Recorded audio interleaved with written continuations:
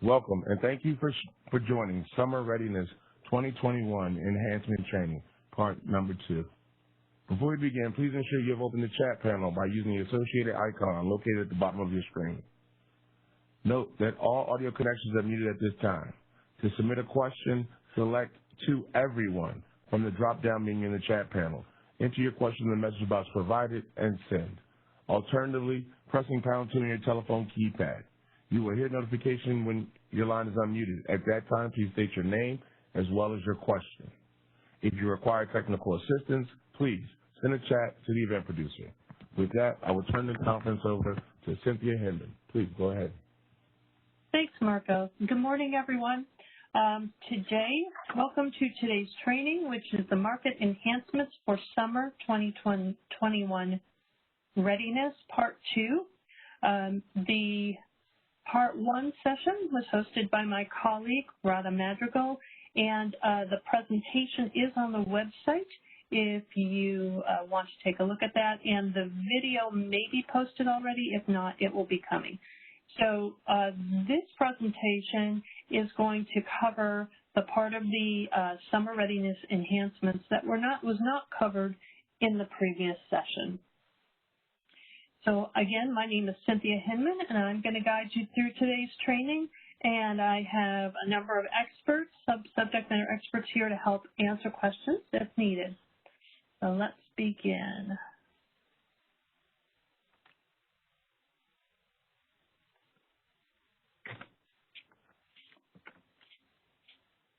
So Marco, there, okay. Okay, in today's training, we're going to learn about the following: summer market enhancements for summer readiness 2021 elements, import incentives during tight market conditions, real-time scarcity price enhancements, the new OASIS report. We'll talk about SIRA notifications, and also there's another thing that's not on the agenda, but we're also going to be talking about, which are a new page on today's Outlook and ISO Today. Okay, there's a number of acronyms in our presentation, and I have them listed here. Also want to mention that this presentation is already posted on the website if you'd like to take a look at it and refer back to these acronyms as we talk. Radha has put it in the chat if you need a link to the presentation that's already available.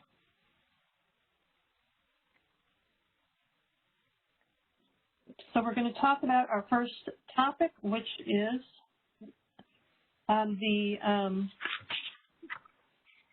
import market incentives during tight system conditions.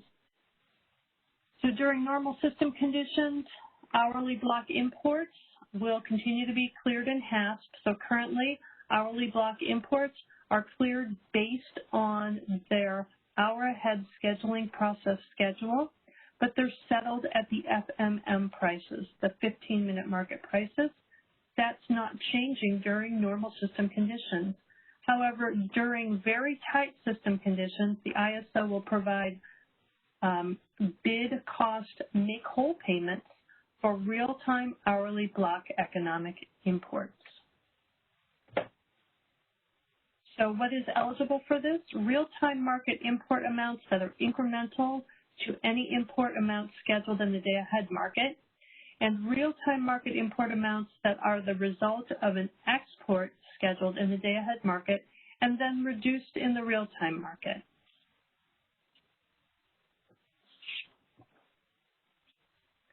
So how are the make-whole payments calculated? It's the positive difference between the scheduling coordinator's bid and the hourly average 15-minute market locational marginal price, or LMP, for each of the applicable hours in which the ISO identifies tight system conditions. So we're going to take a look a little bit more at what we mean by make-whole payment, and then we'll talk about what the tight system conditions means.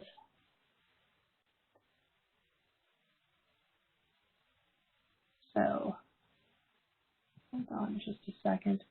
I'm sorry, Marco, how do I go backwards?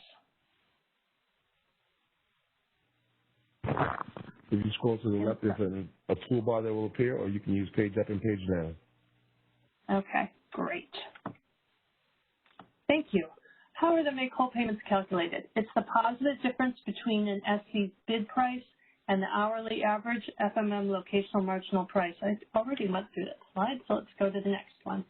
Tight system conditions are the hours for which the ISO issues an alert notice by 3 p.m. the day before an operating day, stating that the ISO anticipates an operating reserve deficiency for specified hours, or a warning notice or emergency notice during an operating day stating that the ISO anticipates or is experiencing an operating reserve deficiency during specified hours.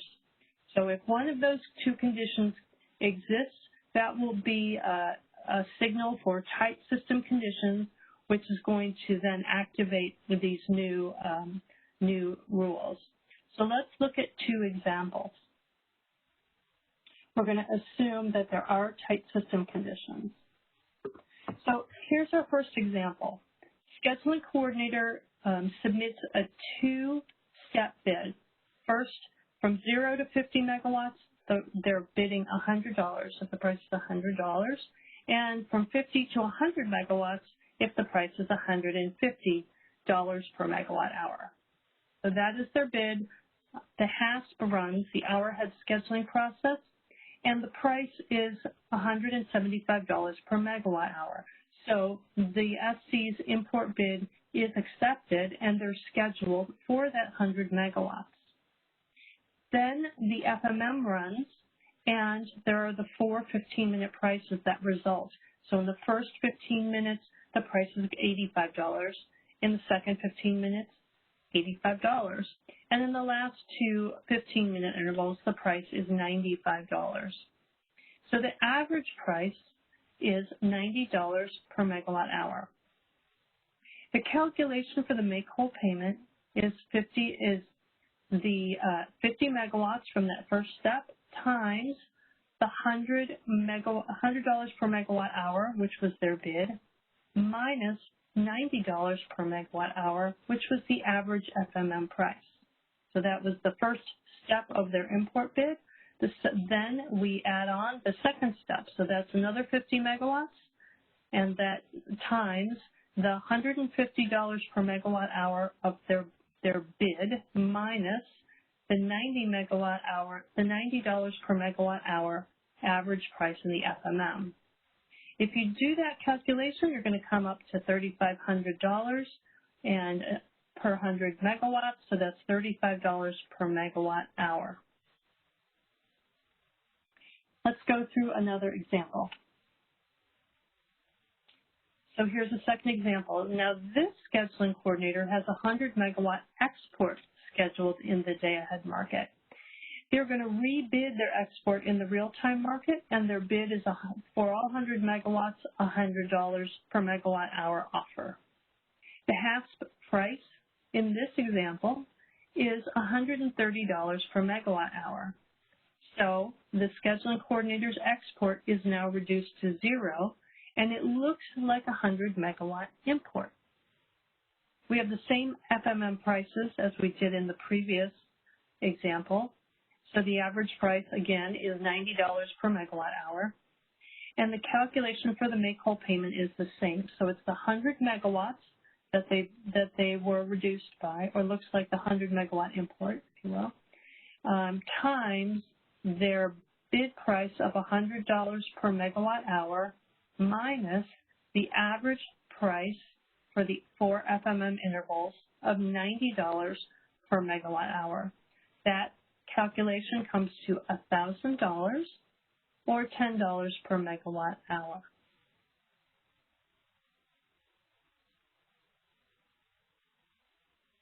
These costs are allocated to ISO measured demand, and measured demand is the meter demand and exports, less valid and balanced existing transmission contracts and transmission ownership rights, so ETCs and TORs. It's also allocated to metered subsystem aggregation and net measured demand for MSSs that have elected net settlement. And finally, it's also allocated to net negative deviation for load following MSS. There are two charge codes that are impacted by this change. The first one is charge code 6483, which is the hour ahead schedule process uplift settlement. That's where the payment will be. And charge code 6484, which is the hour ahead scheduling process uplift settlement allocation.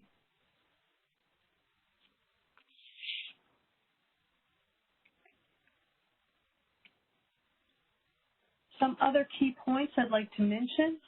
What if the imports were awarded in the day ahead but not delivered? They're going to be subject to the intertide deviation settlement rules and not eligible for make-whole payment. It's also true that if an import is subject to the HASC reversal rule, or if it's a wheel-through, it's also not eligible for the make-whole payments. And the ISO can suspend this make-whole payment rule provisions if it's warranted.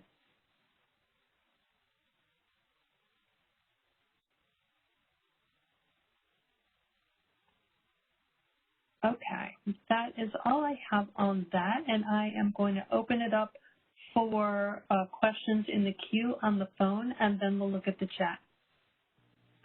As a reminder, pressing pound 2 will indicate you wish to ask a question or to make a statement.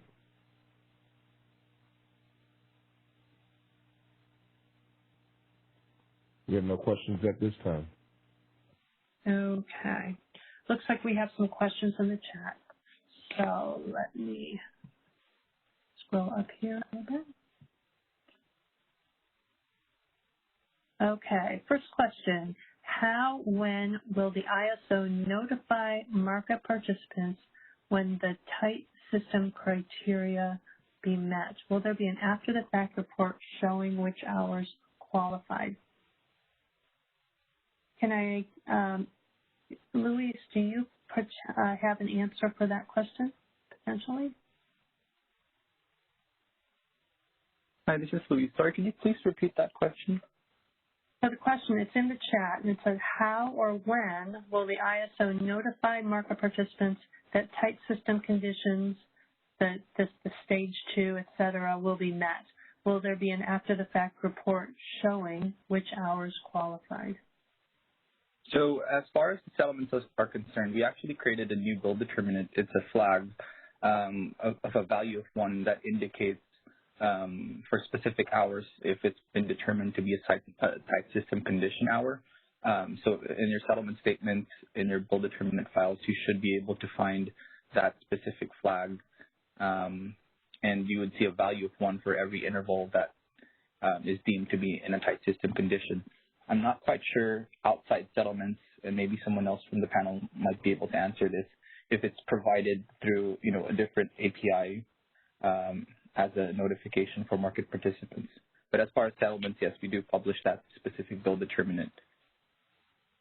Okay, I'm gonna see. Is there any other subject matter expert that can help out with that?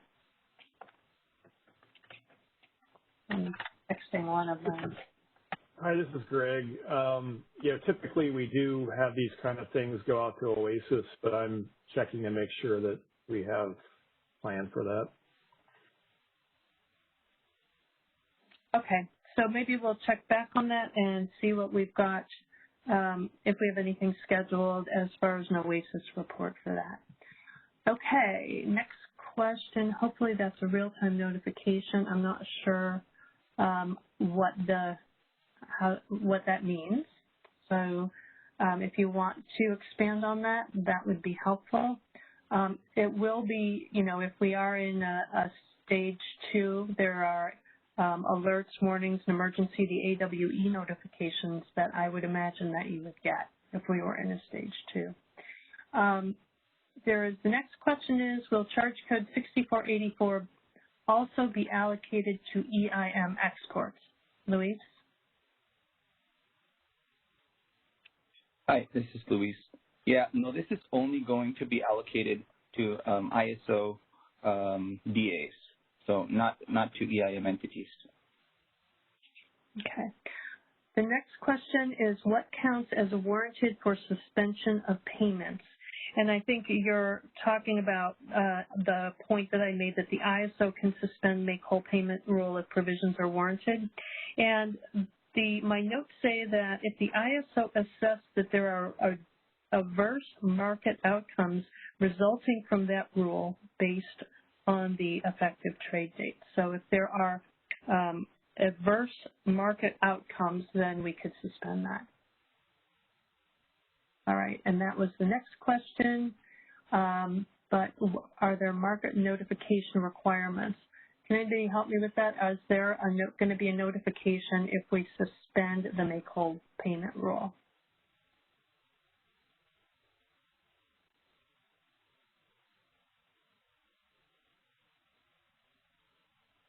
We're going to have to take that one back and get back to you on that. Okay, next question. Is there any make-whole payments for the opposite flow during tight conditions? For example, bid to export in HASP $500, awarded in HASP, but FMM clears at 1,000. Is there a make-whole for that? Do I have any of my subject matter experts on the phone?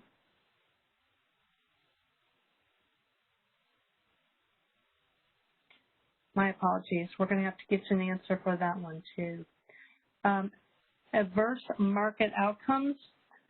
I do not have a more detailed, let's see. Here, actually, I do. The adverse market outcomes shall be categorized by make-whole payments not resulting in incremental supply. That is what adverse market outcomes are. Adverse for the importer, I think the answer to that is adverse for the market. And will there be structured scenarios in market simulation for export? We'll be going over the structured scenarios that we have available. Okay. I don't see any other questions, so I'm going to continue on.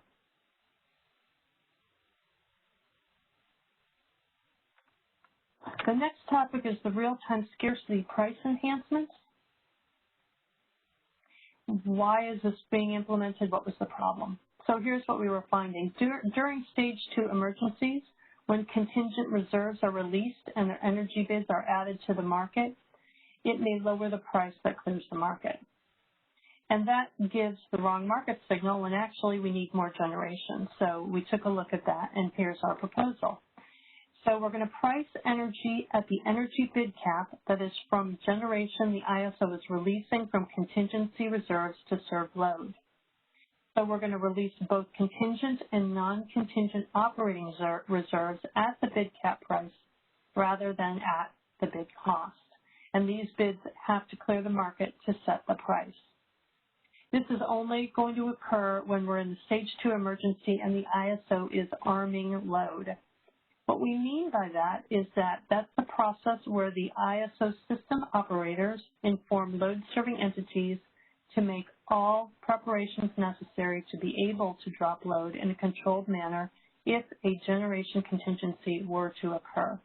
So this is at the point where we're making those preparations, or your load-serving entities are making those preparations. So that's when this would be used. So, for example, a scheduling coordinator submits a bid for spinning reserve for hour ending 10, and it's awarded. So they're getting that spinning reserve capacity award, so they're going to submit a bid for energy in the real time at $30 per megawatt hour.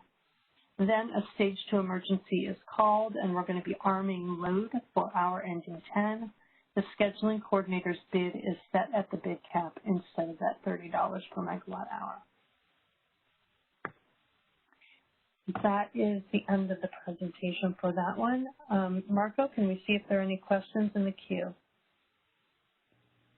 As a reminder, pressing pound 2 will indicate you wish to ask a question or to make a statement.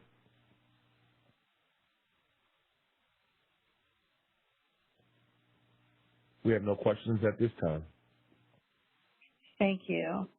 And I don't see any questions in the chat either, so we'll continue on. There is a new OASIS report.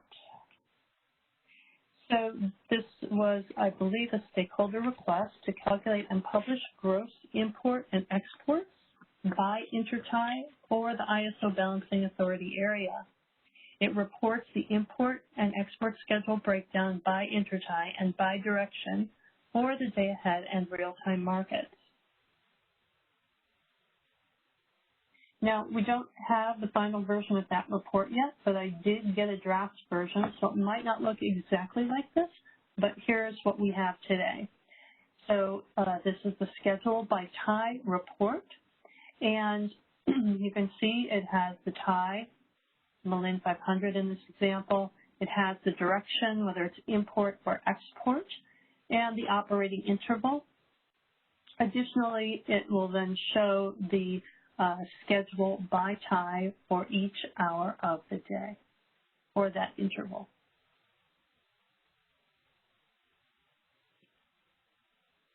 Questions on that report? As a reminder, we do have a few questions. As a reminder, pressing pound 2 will indicate you wish to ask a question. Caller, your line is now unmuted. Go ahead. Hi, good morning, Cindy. This is Chun-Yu from PG&E. Can you go back to the scarcity pricing presentation? Sure. Any particular slide? Yeah, over here. The second bullet says in a stage 2 emergency. I do want to confirm this is only going to trigger during the stage 2 emergency. Is that a correct understanding? Because yes, that is my understanding. Yeah, in the business requirement, it says from stage 1 to 3 emergency. Okay, that's good to know. Well, I'll have to confirm that, but my understanding is a stage 2 emergency. Is there anyone else on the line who can confirm that it's stage 2, or is it when the ISO is arming load, and could that be stage 1 to stage 3?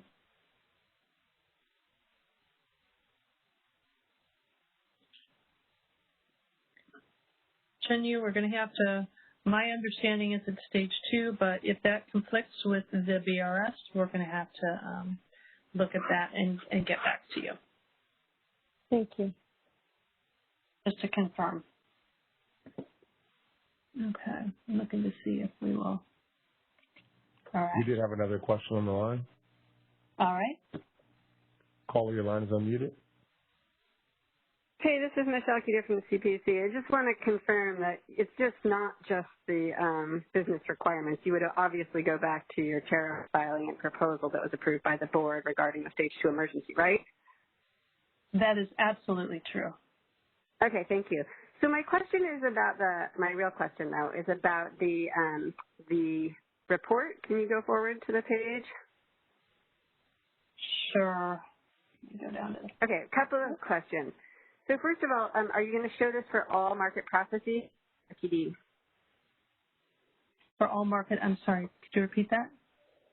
Are you going to be showing this for all market processes or just RTD? I believe it is for day ahead and real time. Okay.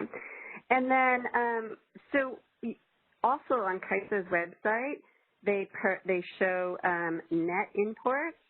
Can you, is there some place that says which ties add up to those net imports? Because I believe it's not only the import ties, but also the tie gens. And I have not found anything in any KISA reporting that ties those two together. Could you tell me where I could find that? I will have to get back to you and find out. So which ties add up to the net imports? Right. It's going to be the ties because some of these are, some of the ties are embedded in other ties. So, right, there are some nested in other ties. So if you just add them up, you won't get the right number. So you have to, yeah, so if you can tell us which add up to the net imports, and it's not just the ties that you need, you also need certain tie gens. Can you, could you map that for 1 hour for me? That would be really helpful. And how would you get back to me or let everyone, all market participants know? Because I think this is probably really, really critical for the summer. Okay. So after this training, I'm going to be sending you an email with a course evaluation, and we'll also add that in, you know, any questions that are unanswered. That is probably the way we're going to do it. If there ends up being a lot of questions, I might just put it on a separate page and post it with the presentation, the same place where the presentation and the video will be posted. I'll post another document. I did that for RA enhancements if anybody wants to take a look at that. Okay, so you're asking me to put my question in the course evaluation, and if I don't get a course evaluation, who would I send an email to? No, I'm not asking you to put it in the course evaluation. I have your question written down, and when I send you the email with the course evaluation link, I may also say, and oh, here, by the way, here are the answers to some of the questions in our session that were unanswered. Okay, great. And then where will the video be? Sure. Where will the video be posted for this one? Because I don't see the video posted for Tuesday's session. Would that be in the stakeholder process or someplace else? Well, it takes us a couple days to get the video. So we may not have the video yet for Tuesday's session, but when we will, it's going to be posted in the same place that the presentation is. Perfect. Okay, thank you so much. Appreciate it. Sure.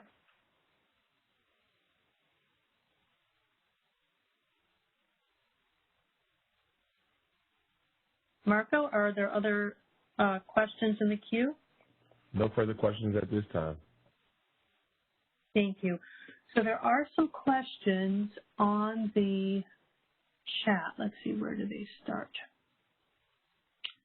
I think down operating reserve question, what if a reserve seller wants to compete with an energy price less than the cap to increase the likelihood of economic dispatch?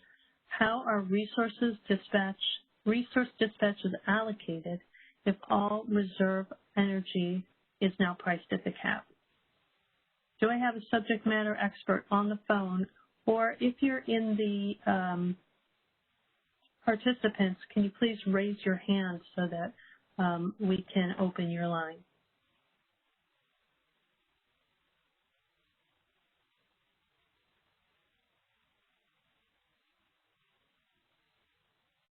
All right, again, Dave, we'll have to get you an answer to that question. And the SC Energy bid is set at the bid cap instead of $30 on slide 18. So the bid cap would be referring to the FERC 831 bid cap of $2,000. Is that correct? So I can say that it will be set to whatever the bid cap is effective at that time. So FERC 831 is going into effect on scheduled to be implemented on June 15th. So whatever the bid cap is for that particular hour interval, that per FERC 831, that's what the bid cap will be. All right. Don't see any other questions here. And the next topic is SERA notifications.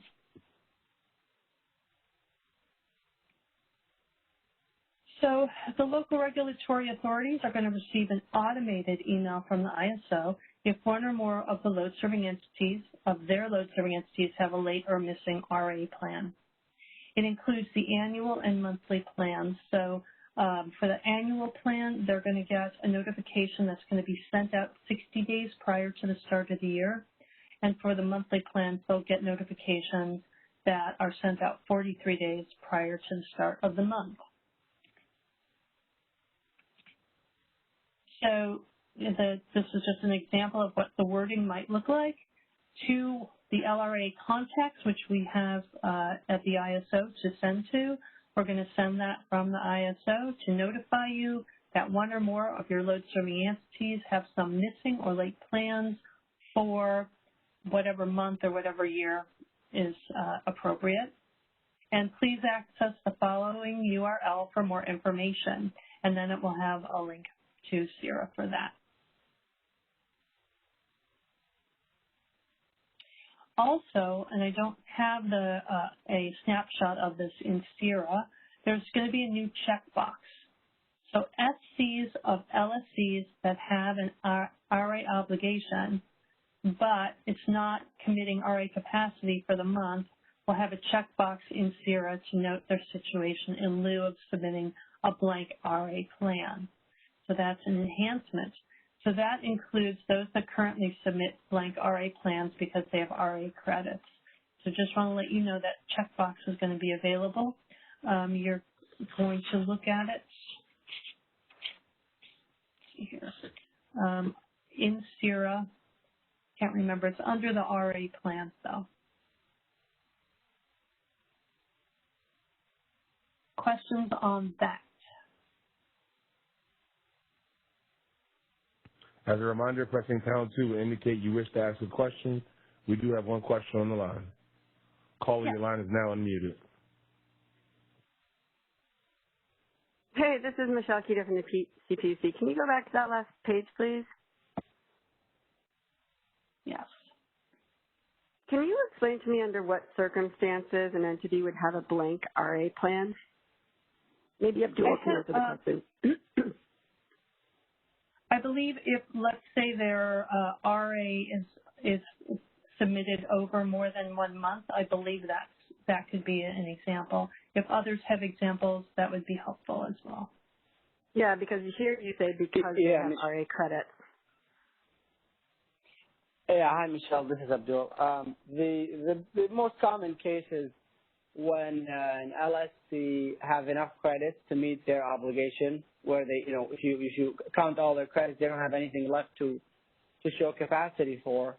In that case, they would need to submit a blank plan, because they don't have anything to meet anymore. So instead of the process of blank plans, submitting plan plans, we're improving it, enhancing it. So now they can just they have a checkbox. They can check it and they say, we'll have to figure out the language exactly, but it's something like, they don't have to meet their obligation anymore, or they met their obligation, and they don't need to submit a plan, and they put that checkbox. So this way we don't refer them to our rules of conduct administration, and they don't get penalties for not submitting or being late.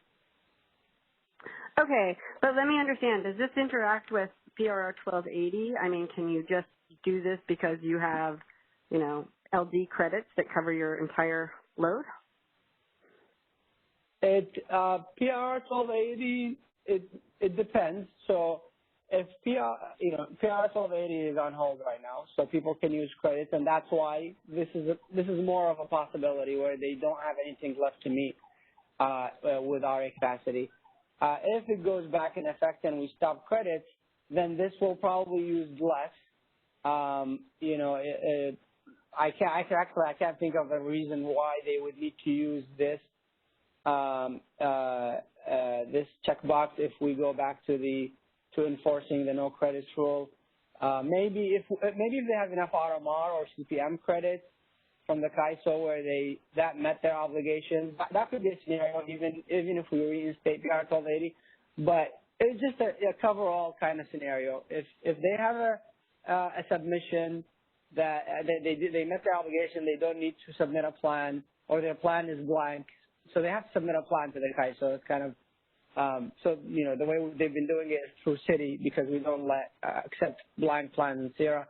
So to fix this whole issue of which is causing a little bit of headache to CAISO and to the participants, we're introducing this checkbox so they can check it. Instead of giving us a blank plan, they check it and they say, I'm good for this month. And can you give me an idea, like how many people are submitting blank RA plans to make this an issue? I can't think of an exact number. I don't want to make up a number, but it's less than 10 people, less than 10 LSCs, I think is a good estimate. Okay, I'm surprised that any LSCs. Yeah. Okay, go ahead. I'm surprised any LSCs. That concerns me somewhat. Have blank RA plans. Well, if they have enough credits to meet their obligation. I just got breaking news. So there are about 5 of them. But if they have enough credit to meet their RA obligation, then there's nothing to put on the RA plan. Yeah, I get it, but I just can't come up with credits to fill a whole obligation for an LSC, which caused me concern from a reliability perspective. So I guess we'll look into this further. Thank you. I think the CAISO, we think credits in general are a reliability concern. So, but yeah, I agree. I guess I'm concerned. I get credits, but credits that use the entire LSC's obligation seems a little surprising to me. I'm shocked, actually. Okay, thank you. All right. Marco, are there any other questions on the phone? We have no further questions at this time. All right. So let's move on a bit. This is the last topic, today's Outlook and the ISO Today enhancements.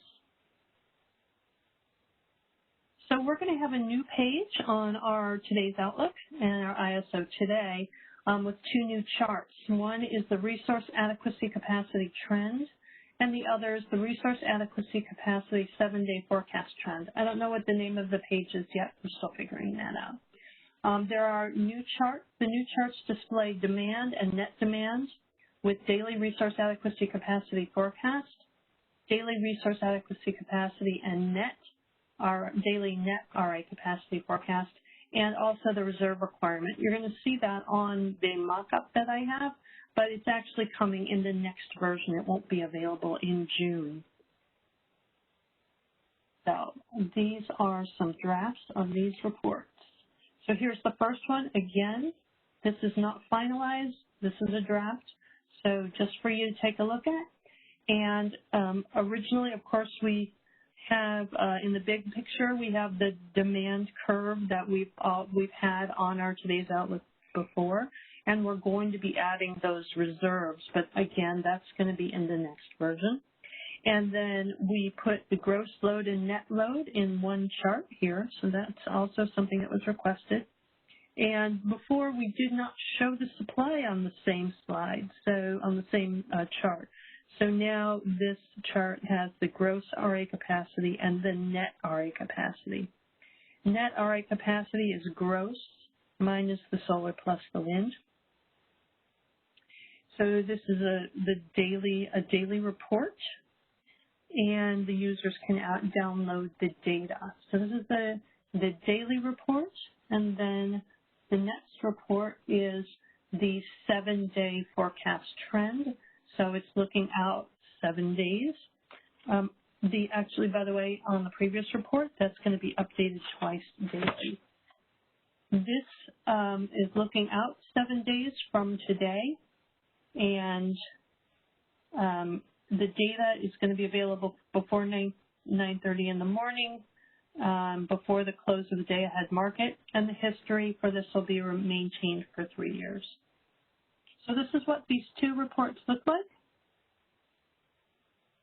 And I believe that's all I have before we go to the market sim. So I'm going to see if there are any questions in queue.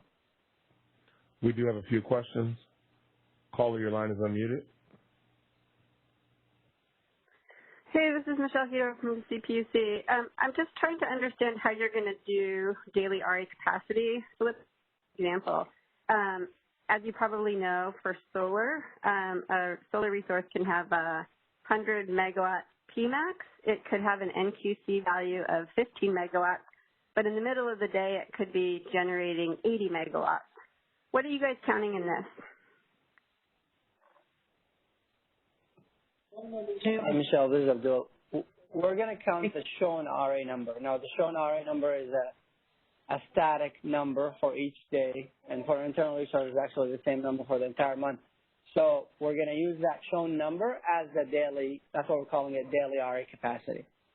But I don't think that's going to make much sense. I mean, what we really want is generation from RA resources, and I think this is totally misleading. So I absolutely and fundamentally object to this. Yeah, I don't think it's misleading. I think this is the first step. So step one, what we're trying to do here, we're going to get the daily value, because these values we already have in the system. We're going to use the operational RA, actually. So we're going to check the impact of outages, the non-substituted amount. So what we have left of RA minus the impacts of outages. So we're going to put that. That's going to be very beneficial, because that's what we have as RA left to us to use in the upcoming days. Phase two, and I don't know, Cindy, if we're mentioning this here in the training today or not, but we're planning a phase two, hopefully in the upcoming months, to move into try to get an hourly RA value by actually embedding the forecast of those wind and solar resources in the output. So we're going to enhance it to get more accurate data. I think this is also still beneficial. I don't think it's wasteful, but it's just a step in the right direction, I believe. Okay, and then if you do it hourly, are you going to be using the upper economic limit of the RA resource? When we do hourly, we're going to do the hourly shown RA capacity minus the hourly outage D rates for non-VERS. For VERS, we're going to use their actual forecast, the upcoming forecast. We're going to use that as their expected output. Well, let me just tell you the flaw. And I get that. Are you going to do that for biomass as well as hydro that's derated for historical usage, which can differ from its bids, for example? Biomass, hydro resources, they are expected to bid their shown RA capacity. If they have derates because of a change like hydro resource, in the next 7 days or 5 days, they discover that their output is going to be reduced actually because of the hydro conditions, they have to submit outage cards to show us that derated amount. And because, as I said, we're actually going to be accounting for the outage derates, that will be visible in this capacity. So that will be deducted from their expected. But Abdul, that was my point at all, right? My point is that the NQC value is based on historical, which is different than PMAX, right? So for NQC purposes, we derate it so we're reliable, but in the operational space, we absolutely know the resource can generate more, and we expect it to, right? So right, but they don't have to. They only have to generate or bid the RA amount. If they can do more and they bid it into the market, that's great. But the purpose of this chart is to tell us how much RA we're going to have without counting, obviously, the energy bids into the market, the non-RA energy bids. Well, I disagree. So let me just say, let's say you have nuclear and it's 2,000 megawatts, but it's bidding 2,100 megawatts. It's still an RA resource and it's still an RA bid. So I really think we should use the upper economic limit of resources that are fully committed for RA purposes. I think you're going to get a very distorted picture because, but then, Abdul, if you're going to do this direction, then we're not going to, it doesn't make sense to keep on going with the NQC because you guys keep on, if you're not going to do this, it's very concerning. So I'll just bring it to the management. Thank you. Is it possible for you to submit a city ticket? I don't have access to city, so sorry. Or send an email to Customer Readiness and we'll forward it. I'll show you. You'll have the email address at the end of this presentation so you can forward your suggestions. So, yeah. Are there? Sure. Are there other questions, Marco? We do have an additional question. Caller, your line is now unmuted. Go ahead. Hi, this is Milt. I'm from Middle River Power. Thanks for having this chart. I've been asking for a really long time. I think it's really helpful, actually, to have some of this data. Abdul, in the daily RA capacity forecast, you say that's going to be inclusive of outages? Right, yes. Both of them will be inclusive of outages, so they'll be the operational RA values. But the net value is going to exclude the VERS output. Right. Okay. Would it be possible to show the amount of outages that are listed? So in the sense of, you just instead of just having 2 lines for the daily RA forecast versus, and then the net RA capacity forecast, you could also show the sort of the daily committed RA amount that was shown in the RA plan or the supply plan.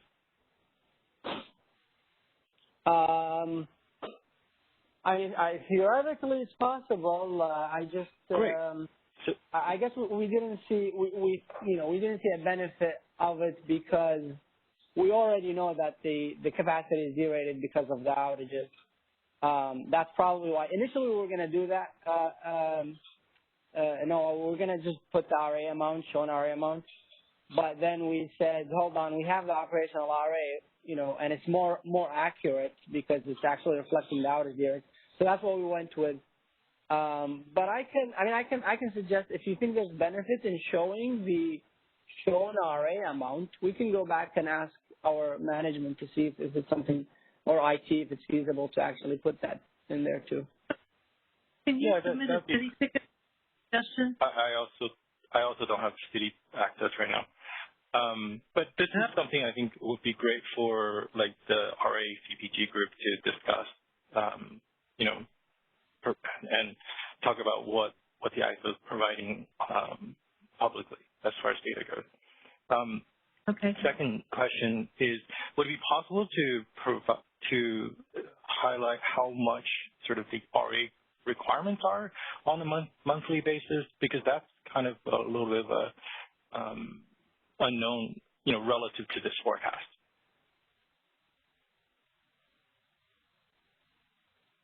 You mean the CET plus the PRM, the CET forecast plus the PRM value? Yeah. You look at some of these middle days, they're pretty high, right? The demand plus reserve requirement, and then you have the daily RA capacity forecast. So it would be really nice to see how the months ahead, RA forecast or demand plus the reserve requirement compares relative to the actual demand here. Because then you're comparing sort of apples to apples with capacity shown and capacity shown and available with capacity required. Right. Again, I think we discussed this part, and because I think we thought having the forecast, the actual forecast, and the actual calculated reserve requirement would give us a more accurate need versus the the CEC forecast was calculated much in advance. But again, I can take this back to we can take it back to management and IT and see what what are the options here. Great, thanks. All right. Thank you. Other questions? We have no further questions at this time. All right. And I see there is one comment in the chat. On a previous call, ISO indicated that it might be possible to provide these outlook charts based on geography, i.e. by TAC area. Will that level of granularity be possible for these charts? Abdul, do you have any sense of that? I don't think we can do TAC now. Maybe it could be a phase 2 discussion. But yeah, right now I don't think we can do this. Keep in mind we're trying to meet this summer, so these are really kind of quick enhancements that we're trying to hopefully bring a lot of shed a lot of light to what's going on. The TAC info is in Oasis, so that's one option. But putting them on the chart, that's maybe something we can discuss for a future enhancement. All right. Great, thank you. And thank you, Heidi. She put a comment on there that, and to reiterate, if you don't have city access and you have some questions or concerns, You can send them to customerreadiness@caiso.com. That's also on our last slide before we leave. We have that email address again, so if you don't get it out of the chat, it is part of the presentation. Other questions? I didn't think there was any other phone questions, so we do have one phone question just arrived. Okay, let's take that before we move on. Caller, your line is unmuted. Hey, this is Chris Devin from Customized Energy Solutions. I just had a quick input, I think, on this discussion on this capacity trend forecast chart. So I would just say I think this is helpful information to be providing to publicly like this, and I think it's good that you're going this direction. I would just suggest maybe to try to maybe bridge the gap to some of the things that the CPC is concerned about. It might be helpful to consider maybe doing kind of like a day-ahead level granularity that maybe utilizes some of those other suggestions like the upper economic limit or the bids that are being provided in the day-ahead market to maybe get a little bit more information in aggregate regarding the kind of the status right at the day-ahead time frame, and maybe split that out into another chart that would be, provide that additional information that might be a little bit more accurate rather than just only kind of the SIRA level type information that's really in this kind of 7-day forecast. But that obviously could be something that you do as an enhancement again in the future, like you were discussing and Abdul was mentioning. So I just thought I would throw that out there as a suggestion to consider for the future. Thanks, Chris. Anything else?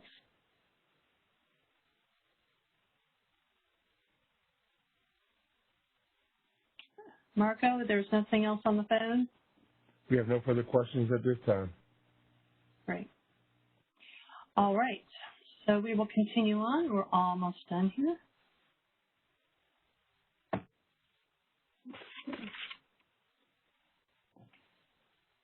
So Market Sim, this is our standard slide here about the market simulation.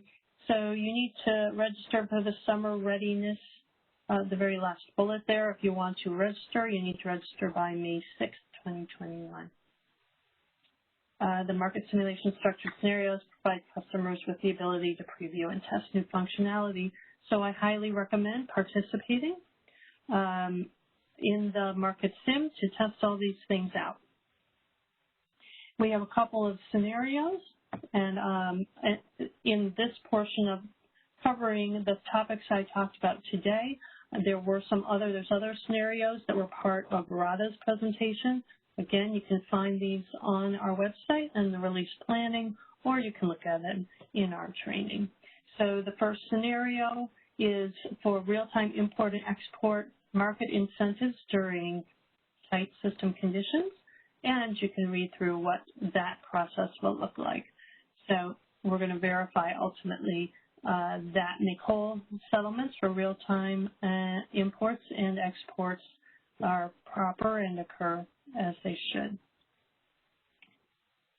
The second scenario related to these initiatives is release of all applicable contingent and non-contingent operating reserves at the bid cap price. So that relates to our scarcity price enhancement, real-time scarcity price enhancement. So again, we will have a scenario for that as well.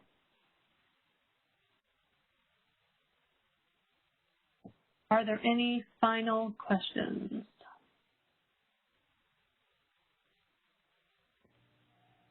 As a reminder, pressing pound 2 will indicate you wish to ask a question.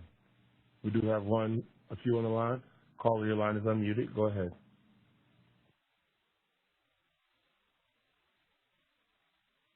Hi, Cindy. There's a question in the chat. This is Shania from PG&E. There's a question in the chat.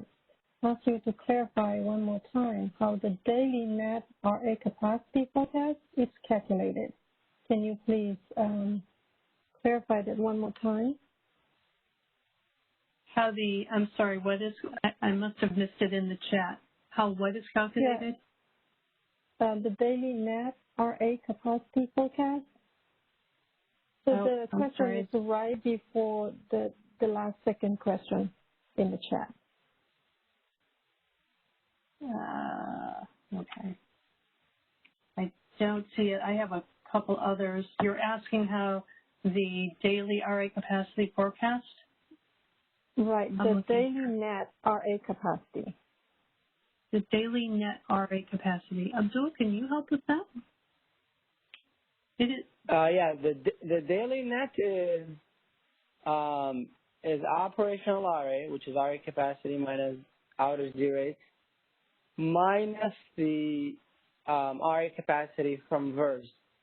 So because they're in the net forecast, the net load forecast, the net demand forecast curve includes the VERS output. We're deducting it from the capacity, from the net RA capacity.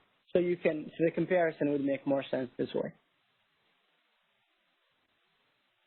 So let me see if I understand. It's the operational RA minus the outage rate minus the RA capacity at the VERS output?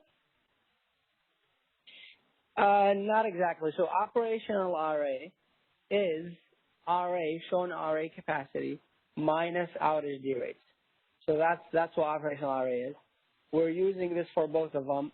With the net, we're also deducting the VER output or the VER RA capacity from that value.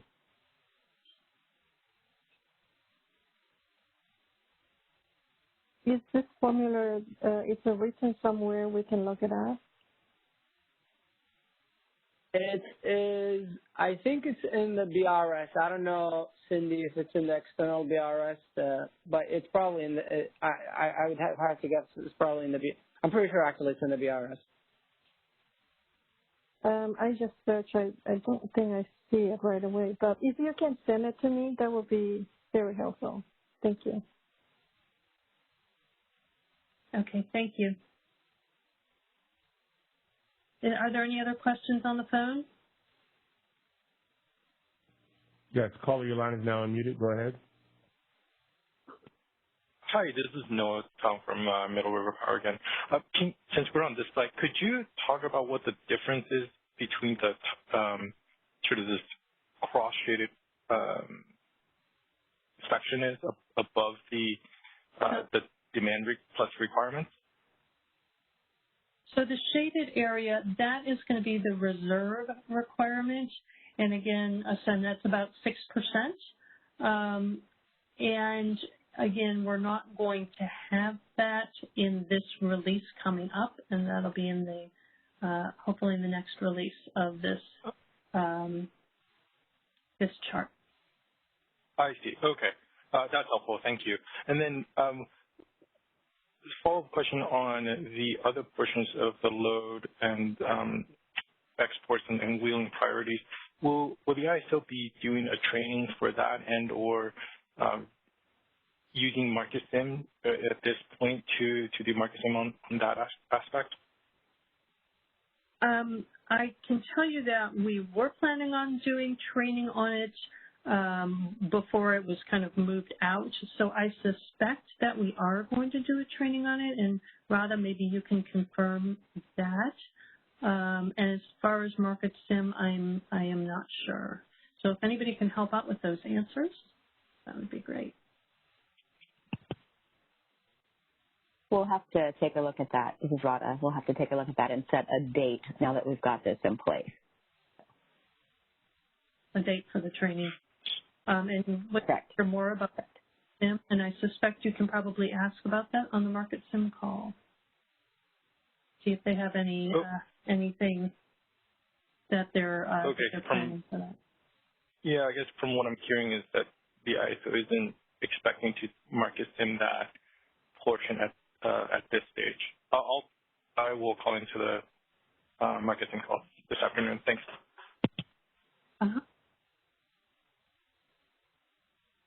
Other phone questions on the phone? We do have an additional question. Caller, your line is now unmuted. Go ahead. Hey, Dan Williams from Customized Energy Solutions. I'm just following up on what Greg Ford just replied in the chat regarding the tight system conditions.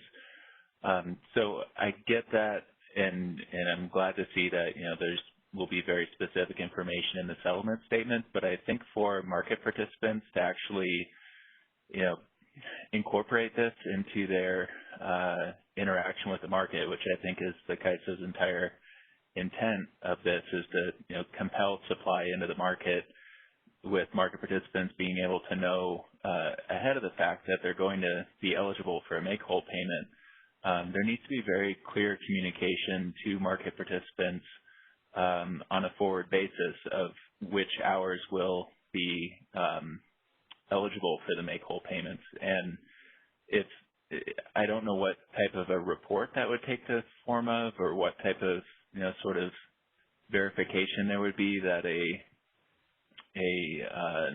notice has gone out as far as like the flex alert or the system emergencies. But I would just suggest that maybe you take that back and think about how and when market participants can be notified and aware that they will be eligible on a forward basis to get the make-whole payments. Thank you for that. Other questions? Yeah, thank you for the comment. Okay. We'll take that back. Thanks, Greg. That was Greg Ford, by the way. Other questions? I'm sorry. I'm sorry, we do have another question. Okay. Caller, your line's unmuted. Hey, this is Michelle. I just wanted to follow up on that last issue. For the make-whole payments, I thought that the proposal, and I haven't looked at the tariff amendment, but I thought it was clear that those only occur at stage 2 and above, and or maybe it's also an alert the previous day, but those are issued publicly, so I'm confused. I thought that the proposal was very clear. I mean, I think what's not clear, or if what you're saying is the make-whole payment, yeah, exactly. So I'm unclear. I thought the proposal was very clear about that. So I'm confused that you're saying that it's unclear. So, Michelle, as you know, we'll go back to what originally. We'll take that back, look at the tariff amendment compared to what we have in other places, and we'll have to look at that. Get back to you. Okay, so your answer is tentative, not determinative, even though you said it was determinative. So you guys will look at that again. Okay, thank you. Appreciate it.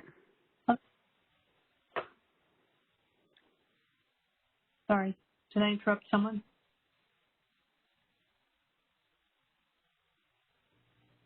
We have no further questions at this time. Thank you, Marco. There was a question, and I think, Abdul, I'm going to ask you to take this one on, that on the SERA notification area, there was a question about, can you reiterate the part of the conversation about RA credits? Sure.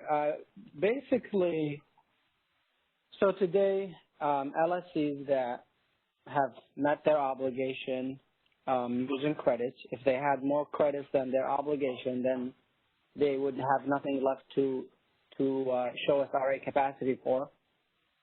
Or for maybe another, different reason. I can't think of all the scenarios, but a scenario where the LSC has met their obligation or they don't have an obligation to meet, instead of forcing them to submit a blank RA plan, as we do today, to avoid getting rules of conduct penalties. The tariff requires every LSC to submit an RA plan to the CAISO by the due date. If they don't, they are subject to rules of conduct penalties.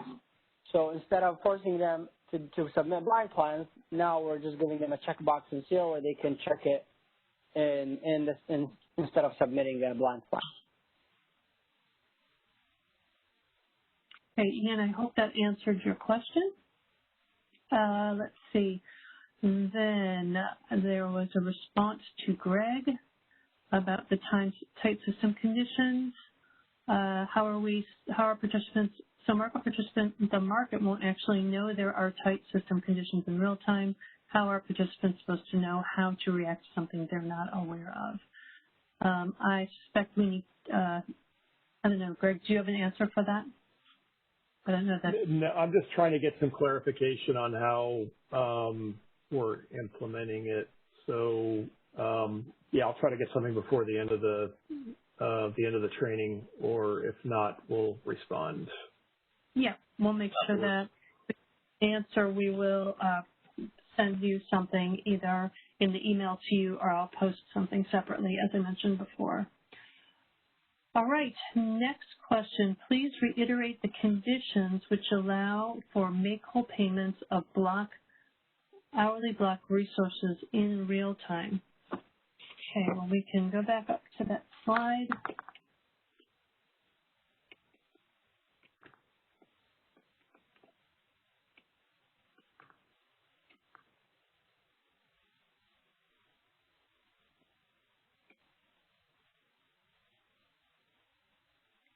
Wait a second. Okay. So the question was the conditions for allow for make-whole. Oh, no, I'm moving it. The conditions which allow for make-whole payments of hourly block resources in real time. So the conditions are an alert by 3 p.m. on the day before the operating day, noting that there's going to be an operating reserve deficiency for specified hours, or a warning notice or emergency notice during the operating day, stating the ISO anticipates it's experiencing an operating reserve deficiency for specified hours. Okay. And then I think that was part of, the next thing was part of Ian's question, stage 1 flex alert on day ahead. That a warning notice, so that would be an AWE, which could be stage 1, it sounds like, or any other warning notice that we have, or emergency notice. Okay, the last one, Michelle, just wanting to be sure it is captured and definitive so everyone is on the same page and notified at the same time and in the same place. Are you directing that to Michelle? I'm not sure what that is related to. Okay, then I will ignore that one. I think that is our final slide, unless there are any other questions in queue. We do have one question on the line. Caller, your line is now unmuted. Go ahead. Yeah, hi, this is Ian with Shell again. Thanks for explaining the RA credits thing. I'm sort of familiar with the concept of RA credits, so could you maybe define that very quickly? I would appreciate that. What does RA credit mean? Thanks. Yeah, this is Abdul. RA credits are, well, I mean, it's really a question to the local regulatory authorities, but the credits are basically, amounts that are given to the LSCs by their local regulatory authority. Oh, okay. That represents something. So there's demand response credits. There are CAM credits are PUC specific. The CAISO gives credits too, but the CAISO credits are strictly based on resources that are procured by the CAISO, like RMR and CPM. So if the CAISO procures capacity from resources through the RMR or the CPM mechanisms, the CAISO credits the LSCs that paid for this capacity based on their ratio, so that credit counts towards their obligation. So these are different types of credits. Basically, these help the LSCs meet their RA obligation. Gotcha. Okay, and thank you. I just needed to hear that was applicable to LRA entities. That solidifies it in my mind. Thank you very much. You're welcome. All right. Marco, if there's nothing else. We have no further questions at this time. All right. Well, as I mentioned, if you have questions, you can submit them through Citi. And if you don't have Citi, you can send them to customerreadiness@caiso.com, we'll make sure they get to the right subject matter expert and get you an answer. So I highly recommend sending those questions if you don't feel like your questions were answered in today's session. And if you have more information, again, this presentation is on the website, and it's on the Learning Center on the ISO website. There's a link there for it. It's also on the initiative page if you look at the market initiatives, as well as the release planning page. So you can look there, and we will be posting the video as soon as we have it available. So once again, thank you for participating, and thank you for all your insightful questions. I really appreciate spending time with you, and have a great rest of your day. Thank you. That concludes our conference. Thank you for using AT&T Event Conference Enhanced. You may now disconnect.